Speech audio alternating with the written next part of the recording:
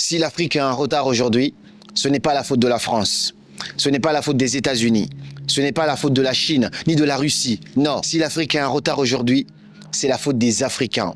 Si l'Afrique n'avance pas aujourd'hui, c'est la faute de la mauvaise foi de l'Africain ou de l'égoïsme ou de la jalousie de l'Africain. Souvent, lorsque je vois les gens s'attaquer à la France parce que l'Afrique n'est pas développée, on essaye d'accuser. Ça, c'est remettre la cause sur l'extérieur alors que le problème ne vient pas là. Le vrai problème de l'Afrique, c'est l'Africain.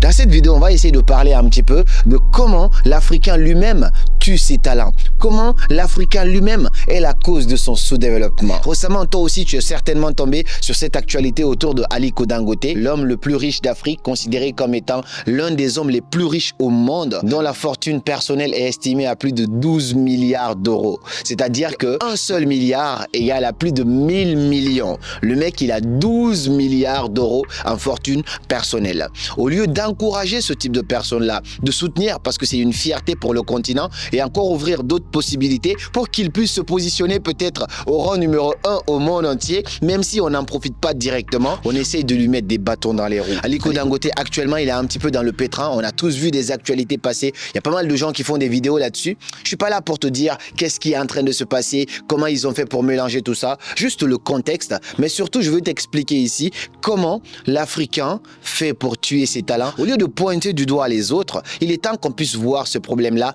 de près. Parce que le jour où on va sortir de ça, l'Afrique devient la première puissance au monde. J'en suis persuadé. Aliko Dangote, qu'est-ce qui se passe? Aliko Dangote, c'est un homme très très riche, c'est un grand entrepreneur qui n'a pas peur de se mettre la main dans la boue pour essayer de sortir de l'argent, de créer de l'emploi, de faire bouger l'économie nigériane. C'est quelqu'un qui a beaucoup investi dans l'industrie du ciment, c'est ce qui l'a rendu d'ailleurs riche. Mais au-delà de ça, il a commencé à diversifier ses activités et il a commencé à investir dans la raffinerie de pétrole au Nigeria. C'est-à-dire que le Nigeria aujourd'hui, c'est carrément le numéro 1 en termes de pétrole en Afrique. Aliko Dangote veut maintenant investir dans cette économie-là. Il a investi plus de 19 milliards d'euros dans une raffinerie afin de pouvoir transformer le pétrole brut qui va sortir et transformer ça en fait en carburant pour que les gens puissent se servir, parce que malheureusement dans beaucoup de pays en Afrique, on peut le voir en Guinée, on peut le voir en Côte d'Ivoire, les gens ont le brut, mais il faut amener le brut ailleurs pour transformer le brut et on vous revend ça. C'est comme la bauxite en Guinée, les gens vont vendre la bauxite à presque moins d'1 euro, ils vont amener cette bauxite là ailleurs, ils vont transformer ça et revendre ça aux mêmes Guinéens à plus de 10 euros, 20 euros. C'est dommage, c'est déplorable. Pour lutter contre ce type de problème-là,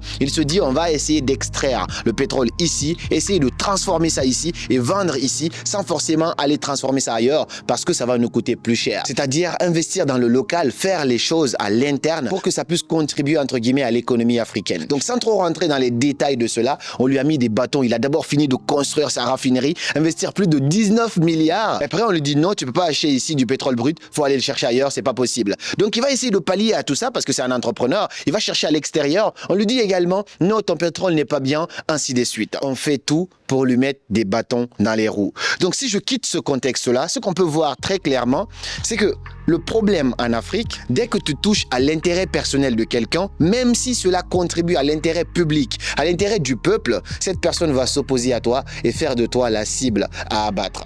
On voit cela carrément dans le cas de Aliko Dangote actuellement, de ce qu'il est en train de vivre, mais ce n'a pas été le seul exemple. On en a vu encore et encore. Et ça continuera toujours. Et c'est exactement ça, la cause du sous-développement de l'Afrique. C'est exactement ça, l'une des grandes causes du retard de l'Afrique aujourd'hui. Parce que les gens ne pensent qu'à leur intérêt personnel. Les gens ne pensent qu'à leur poche personnelle. Dès que toi, tu deviens une menace pour cela, forcément, tu deviens la cible à abattre. Je vous raconte une petite anecdote.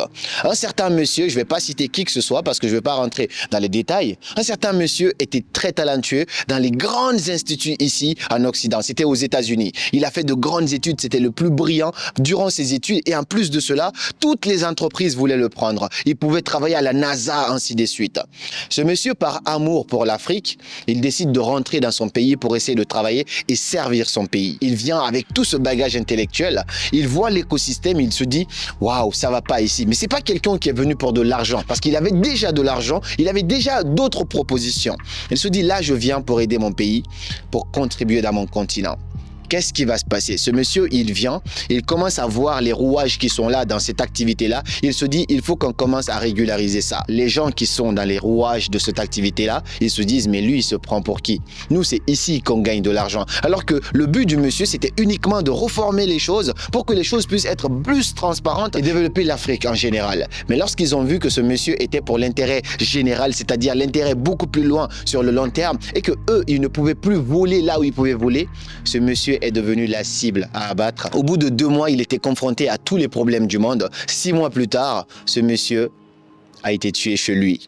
Un soir, des gens sont allés chez lui, règlement de compte, on l'a fait disparaître automatiquement. Et après, toute sa famille se retrouve dans un deuil. Un monsieur qui était censé contribuer au développement de l'Afrique, l'Afrique lui-même l'a éteint. Je dis souvent que la France n'est pas le problème de l'Afrique, les États-Unis ne sont pas le problème. Le gros problème de l'Afrique, c'est l'Africain, parce que dès que tu touches à son intérêt personnel, même si les autres vont pourrir derrière, vont croupir de pauvreté, à partir du moment que lui peut s'en mettre plein à la poche, c'est fini. Le reste, il s'en fout. Regardez même les négociations entre la France et certains pays d'Afrique. Il y a des pays qui sont riches en ressources naturelles. Lorsque les Français viennent, ils vont pas prendre ça comme ça parce qu'il y a des gens à la tête d'un pays. C'est ces gens-là qui doivent représenter le pays. Mais lorsque la France vient pour essayer de négocier ces contrats-là, même si la contrepartie n'est pas bien pour le pays, à partir du moment qu'on met bien la personne qui représente le pays, soit le président, soit une certaine personne, et ben ce groupe de personnes-là va se contenter, entre guillemets, de prendre ces millions d'euros à titre personnel, de créer des comptes offshore partout, d'acheter des immeubles, des millions d'euros en Occident, aux États-Unis, en France, et puis laisser leur peuple croupir dans la pauvreté. Donc ils vont négocier des contrats contre leur peuple, mais uniquement pour eux, leur poche personnelle. Donc la vérité, c'est quoi? Si l'Africain mettait ses intérêts personnels à côté et pensait d'abord à l'intérêt de son pays, de sa nation, de son continent, personne ne marchera sur l'Afrique. L'Afrique aujourd'hui serait le premier continent dans le monde.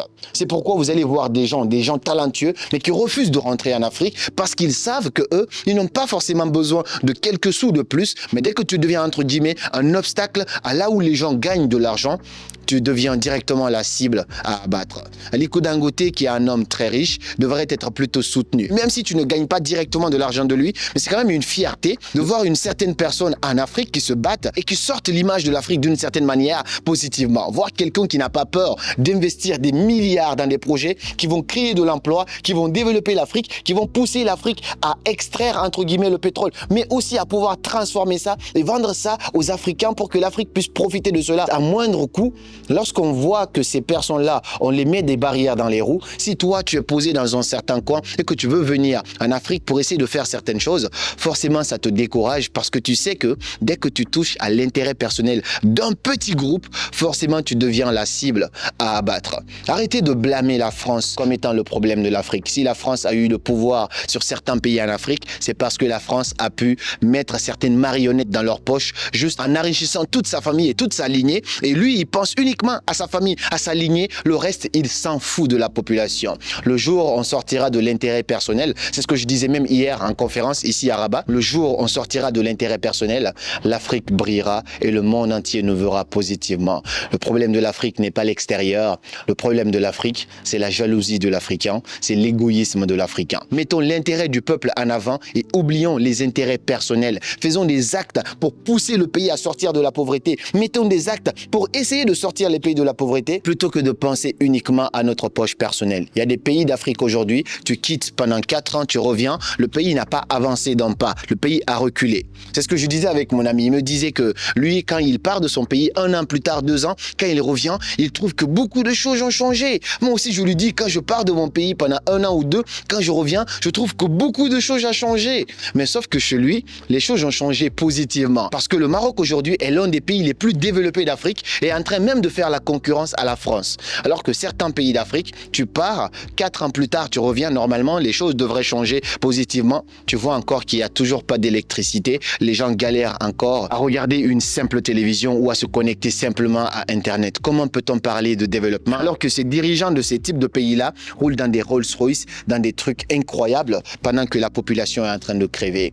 Et toi, Qu'est-ce que tu penses de cette situation? Selon toi, quelle est la cause du sous-développement de l'Afrique, du retard de l'Afrique? Est-ce que tu penses que c'est la France quand même, malgré ce que je viens de te partager? Ou est-ce que tu penses que le problème de l'Afrique, c'est les Africains? J'ai très hâte de te lire dans les commentaires. Et si tu veux me retrouver en conférence, je serai à Dakar le 5 octobre 2024 à l'hôtel Radisson Blu. On va se retrouver là pour une conférence incroyable sur le développement personnel, la transformation, le mindset, le digital, mais aussi les réseaux sociaux, toutes les opportunités que tu peux tirer de ça pour transformer ta vie. Je serai également le 19 octobre à Kinshasa. Mes amis Motenayo, on se retrouve très rapidement. Et puis le 23 novembre, on fait un concert éducatif à Conakry. Ça va être juste incroyable. Les infos et la billetterie sont dans la description. Je te laisse cliquer là-dessus et voir ça. Et puis on se dit à très bientôt pour de nouvelles vidéos. C'était Karamo. Et comme toujours, suivez vos rêves.